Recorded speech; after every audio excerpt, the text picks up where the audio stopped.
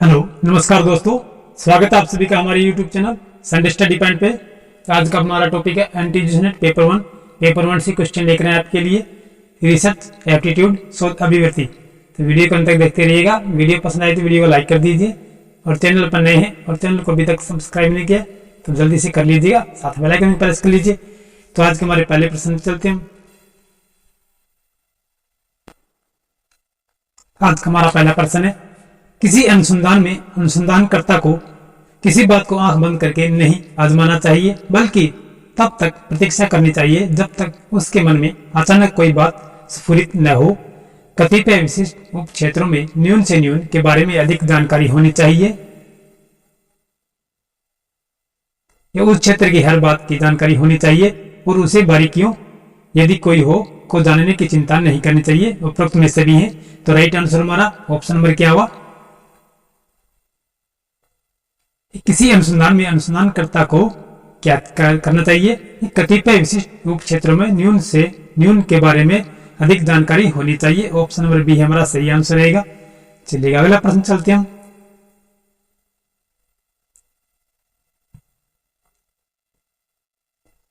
परिवार के आकार तथा उसकी आय के संबंध का अध्ययन करने के लिए एक शोधकर्ता अपनी जनसंख्या को विभिन्न आय वर्ग में बांटता है और फिर हर वर्ग से एक यादृच्छिक नमूना लेता है। यह नमूना चयन की कौन सी विधि है? यादृक नमूना चयन, सत्रीकृत यादृक नमूना, समूह नमूना, उपरोक्त में सभी। तो राइट आंसर क्या होगा? परिवार के आकार तथा उसकी आय के संबंध का अध्ययन करने के लिए एक शोधकर्ता अपनी जनसंख्या को विभिन्न आय वर्ग में बांटता है और फिर हर वर्ग से एक यादृच्छिक नमूना लेता है। तो यह नमूना चयन की कौन सी विधि है? तो राइट आंसर हमारा ऑप्शन नंबर बी हो जाएगा। यह सत्रीकृत यादृक नमूना है। ऑप्शन नंबर बी हमारा सही आंसर रहेगा। सामान्यतः एक अच्छे अनुसंधान के 4 चरण होते हैं, वे नीचे दिए गए हैं। प्रेक्षण की योजना बनाना, निष्कर्षों का निर्वाचन करना, उद्देश्य निर्धारित करना, प्रेक्षणों का विश्लेषण करना। उपरोक्त चरणों के लिए निम्न में से कौन सा क्रम सही है? इसमें हमें क्रम बताना है, कूट भाषा में दिए गए हैं। तो राइट आंसर हमारा ऑप्शन नंबर ए हो जाएगा। ये सबसे पहले उद्देश्य निर्धारित करना चाहिए, उसके पश्चात हमें प्रेक्षण की योजना बनाना चाहिए, फिर हमें प्रेक्षणों का विश्लेषण करना चाहिए और फिर निष्कर्षों का निर्वाचन करना चाहिए। इस प्रकार हमारा ऑप्शन नंबर ए हमारा सही आंसर रह जाएगा। ठीक है, सबसे पहले तो हमारा क्या हुआ? उद्देश्य निर्धारित करना चाहिए हमें, उसके पश्चात हमें प्रेक्षण की योजना बनाना, फिर हमें प्रेक्षणों का विश्लेषण करना, फिर निष्कर्षों का निर्वाचन करना। ऑप्शन नंबर ए हमारा सही आंसर रहेगा। चलिए अगले प्रश्न चलते हैं। घटना का तथ्यात्मक प्रस्तुतिकरण करने के लिए प्रयोग किया जाता है। प्रयोगात्मक अनुसंधान, वर्णनात्मक अनुसंधान, अन्वेषणात्मक अनुसंधान, उपरोक्त में कोई नहीं। तो राइट आंसर क्या होगा? घटना का तथ्यात्मक प्रस्तुतिकरण करने के लिए प्रयोग किया जाता है वर्णनात्मक अनुसंधान। ऑप्शन नंबर बी हमारा सही आंसर रहेगा।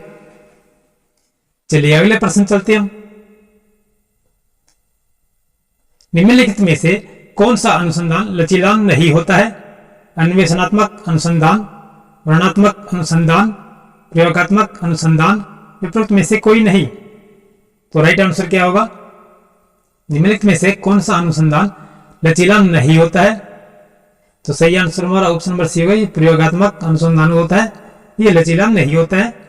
ऑप्शन नंबर सी हमारा सही आंसर रहेगा। वर्णनात्मक अनुसंधान में सबसे पहले किया जाता है नियमों का निर्माण, उद्देश्यों का स्पष्टीकरण, ए व बी दोनों, उपरोक्त में से कोई नहीं। तो राइट आंसर हमारा क्या होगा? वर्णनात्मक अनुसंधान में सबसे पहले क्या किया जाता है? उद्देश्यों का स्पष्टीकरण किया जाता है, जैसे कि अभी हमने ऊपर क्वेश्चन में पढ़ा था। सबसे पहले क्या होगा? उद्देश्यों का स्पष्टीकरण होगा। चलिए अगले प्रश्न चलते हैं।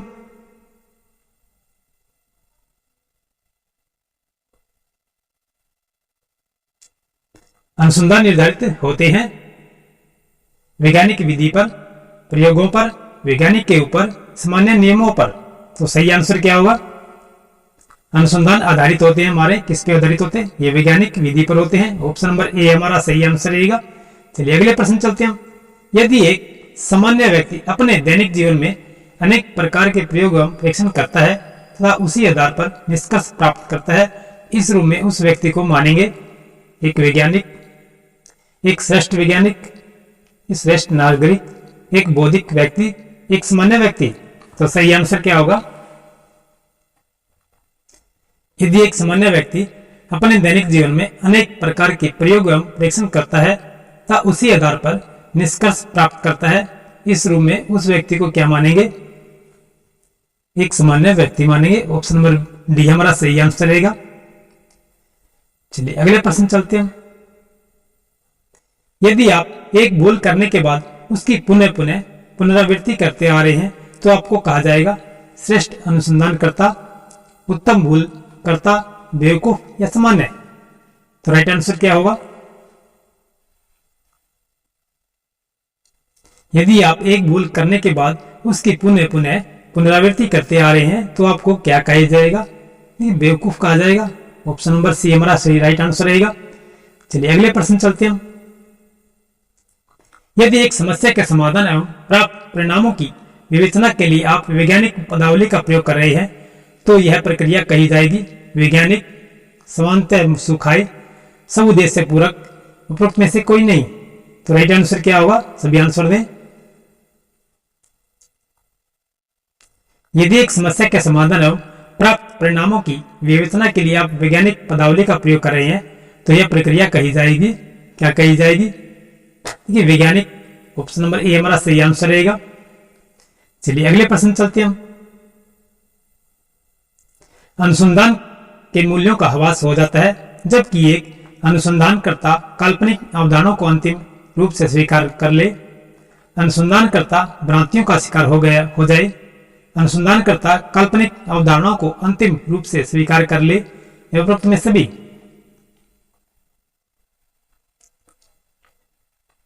अनुसंधानकर्ता के मूल्यों का ह्रास हो जाता है जबकि क्या होगा? ये उपरोक्त में सभी होगा। ऑप्शन नंबर डी हमारा सही आंसर रहेगा। देखिए अनुसंधानकर्ता काल्पनिक अवधारणाओं को अंतिम रूप से स्वीकार कर ले, अनुसंधानकर्ता भ्रांतियों का शिकार हो जाए, अनुसंधानकर्ता काल्पनिक अवधारणाओं को अंतिम रूप से स्वीकार कर ले। ए बी सी तीनों हमारे सही रहेंगे। चलिए अगले प्रश्न चलते हैं। यदि एक शोधकर्ता व्यक्तिनिष्ठ ढंग से अनुसंधान कार्य में संलग्न हो तो उसका परिणाम होगा अशुद्ध अनुसंधान प्रदत्त संकलन, अशुद्ध उपकरण चयन, अशुद्ध लक्ष्य निर्माण, उपरोक्त में सभी। तो राइट आंसर क्या होगा? यदि एक शोधकर्ता व्यक्तिनिष्ठ ढंग से अनुसंधान कार्य में संलग्न है तो उसका परिणाम होगा, क्या परिणाम होगा? उपरोक्त में सभी होंगे हमारे। अशुद्ध अनुसंधान प्रदत्त संकलन होगा, अशुद्ध उपकरण चयन होगा, अशुद्ध लक्ष्य निर्माण होगा। तीनों ये होंगे हमारे ए बी सी। चलिए अगले प्रश्न चलते हैं। अनुसंधान आंखों पर पट्टी बांध के नहीं किया जाना चाहिए। इसका तात्पर्य अनुसंधान सदैव अपनी व्यक्तिगत दुर्बलताओं से मुक्त हो, अनुसंधान सभी प्रकार के व्यक्तिगत प्रभावों से मुक्त हो, अनुसंधान सदैव सभी विचारों से पृथक हो, उपरोक्त में सभी। तो राइट आंसर हमारा ऑप्शन नंबर डी हो जाएगा। ये उपरोक्त में सभी होगा। अनुसंधान आंखों पर पट्टी बांध के नहीं किया जाना चाहिए। इसका तात्पर्य है अनुसंधान सदैव अपनी व्यक्तिगत दुर्बलताओं से मुक्त हो जाना, अनुसंधान सभी प्रकार के व्यक्तिगत प्रभावों से मुक्त हो, अनुसंधान सदैव सभी विचारों से पृथक हो, उपरोक्त में सभी रहेगा। हमारा ऑप्शन नंबर डी रहेगा। चलिए अगले प्रश्न चलते हैं। प्राय कुछ शोध छात्र सोचते हैं कि यदि अपने डिसर्टेशन लघु शोध ग्रंथ को थोड़ा आकार प्रकार में बढ़ा दें तो वह पीएचडी की उपाधि के लिए अनुकूल हो जाएगा। ऐसा विचार परिचायक है अनुसंधानकर्ता की भ्रांति का, अनुसंधानकर्ता की कृपणता का, अनुसंधानकर्ता की सच्चाई का, उपरोक्त में से कोई नहीं। तो सही आंसर क्या होगा? प्राय कुछ शोध छात्र सोचते हैं कि यदि अपने डिसर्टेशन लघु शोध ग्रंथ को थोड़ा आकार प्रकार में बढ़ा दें तो वह पीएचडी की उपाधि के लिए अनुकूल हो जाएगा। तो यही ऐसा अनुसंधानकर्ता की भ्रांति का है। ऑप्शन नंबर ए हमारा सही आंसर रहेगा। चलिए अगले प्रश्न चलते हैं। अनुसंधान में नैतिक परक मूल्यों का समावेश करने के लिए अनिवार्य है कि यह अनुसंधानकर्ता की योग्यताओं के अनुकूल हो, अनुसंधानकर्ता में परिपक्वता का समावेश करे, अनुसंधानकर्ता को स्वतंत्र रूप से कार्य करवाने का अवसर प्रदान करे, उपरोक्त में से कोई नहीं। तो सही आंसर क्या होगा? अनुसंधान में नैतिक परक मूल्यों का समावेश करने के लिए अनिवार्य है कि यह क्या होना चाहिए? अनुसंधानकर्ता की योग्यताओं के अनुकूल हो। ऑप्शन नंबर ए हमारा सही आंसर रहेगा। चलिए अगले प्रश्न चलते हैं। यदि अनुसंधानकर्ता में सामाजिक परिवेश को पदार्थों के रूप में एकत्रित कर पाने का गुण नहीं है तो ऐसा अनुसंधान क्या होगा? शुद्ध अनुसंधान नहीं होगा, अतार्किक होगा, विकृत होगा, उपरोक्त में सभी। तो सही उत्तर क्या होगा? सभी आंसर दें। यदि अनुसंधानकर्ता में सामाजिक परिवेश को पदार्थों के रूप में एकत्रित कर पाने का गुण नहीं है तो ऐसा अनुसंधान क्या कहलाएगा? ये शुद्ध अनुसंधान नहीं होगा। ये ऑप्शन नंबर ए हमारा सही आंसर रहेगा। चलिए अगले प्रश्न चलते हैं। अनुसंधान के प्रमुख भाग हैं मुख पृष्ठ, धड़ तथा पृष्ठ भाग होगा। मुख पृष्ठ प्रमुख शरीर है, मुख पृष्ठ पृष्ठ भाग है, उपरोक्त में से कोई नहीं। तो सही आंसर क्या होगा? सभी आंसर दें। अनुसंधान के प्रमुख भाग है, कौन कौन से भाग हैं? ठीक है, मुख पृष्ठ है, धड़ तथा पृष्ठ भाग है। ऑप्शन नंबर ए हमारा सही आंसर रहेगा। चलिए अगले प्रश्न चलते हैं। अनुसंधान प्रारूप का मध्य भाग तैयार करता है। अनुसंधान प्रारूप के प्रमुख भाग को, अनुसंधान प्रारूप के संपूर्ण भाग को, अनुसंधान के आंशिक भाग को, उपरोक्त में से कोई नहीं। तो राइट आंसर हमारा क्या होगा? अनुसंधान प्रारूप का मध्य भाग तैयार करता है। तो राइट आंसर हमारा ऑप्शन नंबर ए हो जाएगा, अनुसंधान प्रारूप के प्रमुख भाग को करता है। ऑप्शन नंबर ए हमारा सही आंसर रहेगा। चलिए अगले प्रश्न चलते हैं। अनुसंधान प्रारूप की प्राथमिकताओं में सम्मिलित है मुख पृष्ठ, विषय वस्तु, सारणी, तालिका, सूची, केवल। मुख पृष्ठ एवं पर्यवेक्षक प्रमाण पत्र में सही आंसर हमारा ऑप्शन नंबर ए हो जाएगा। ये मुख पृष्ठ, विषय वस्तु, सारणी, तालिका, सूची, केवल। ऑप्शन नंबर ए हमारा सही आंसर रहेगा। अनुसंधान प्रारूप की प्राथमिकताओं में सम्मिलित है ये। चलिए अगले प्रश्न चलते हैं।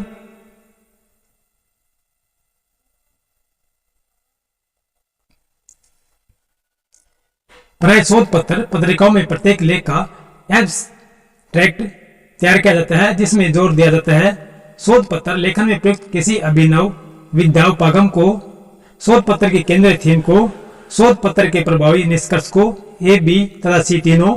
तो राइट आंसर हमारा क्या होगा? प्राय शोध पत्र पत्रिकाओं में प्रत्येक लेख का एब्स्ट्रैक्ट तैयार किया जाता है जिसमें जोर दिया जाता है। किसके लिए जोर दिया जाता है? राइट आंसर हमारा ऑप्शन नंबर डी हो जाएगा। ए, बी, सी तथा तीनों को लिखिए। शोध पत्र लेखन में प्रयुक्त किसी अभिनव विद्या उपगम को, शोध पत्र की केंद्रीय थीम को, शोध पत्र के प्रभावी निष्कर्ष को, तीनों का ही जोर दिया जाता है। चलिए अगले प्रश्न चलते हैं।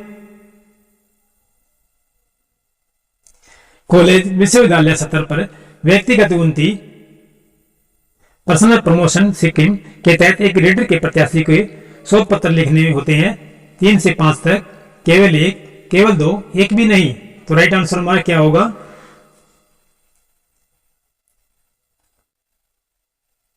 कॉलेज विश्वविद्यालय स्तर पर व्यक्तिगत उन्नति या पर्सनल प्रमोशन स्कीम के तहत एक ग्रेडर के प्रत्याशी को शोध पत्र लिखने होते हैं।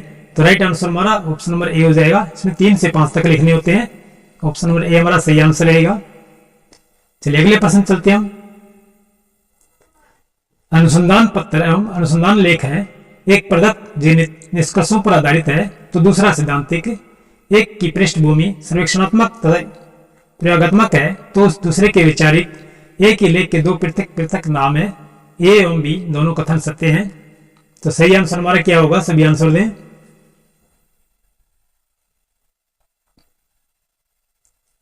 अनुसंधान पत्र एवं अनुसंधान लेख है कौन से हैं? ऑप्शन नंबर डी हमारा सही आंसर रहेगा। ए एवं बी दोनों कथन सत्य हैं हमारे। एक प्रदत्त जनित निष्कर्षों पर आधारित है तो दूसरा सैद्धांतिक है। एक की पृष्ठभूमि सर्वेक्षणात्मक या प्रयोगात्मक है तो दूसरे की वैचारिक है। ऑप्शन नंबर ए हमारा ए और बी दोनों सत्य रहेंगे। चलिए अगले प्रश्न चलते हैं। शोध लेख की अपेक्षा शोध पत्र अधिक प्रभावशाली माने जाते हैं क्योंकि ये होते हैं प्रदत्त जनित, सांख्यिकी अवशिष्ट। ए और बी दोनों, उपरोक्त में से कोई नहीं। तो राइट आंसर हमारा क्या होगा, शोध लेख की अपेक्षा शोध पत्र अधिक प्रभावशाली माने जाते हैं, क्योंकि क्या होते हैं ये और भी दोनों सत्य हमारे ये प्रदत्त जनित होते हैं, सांख्यिकी विशिष्ट होते हैं। ऑप्शन नंबर ए और बी दोनों सत्य हैं। प्राय शोध सम्मेलन बुलाए जाते हैं शास्त्रार्थ करने के लिए, मार्गदर्शन करने के लिए, नव अनुसंधानों को नीचा दिखाने के लिए, विशेषज्ञों द्वारा अपनी धाक जमाने के लिए। तो राइट आंसर हमारा क्या होगा, प्राय शोध सम्मेलन बुलाए जाते हैं, किसके लिए बुलाए जाते हैं ये, मार्गदर्शन के लिए। ऑप्शन नंबर बी हमारा सही आंसर रहेगा।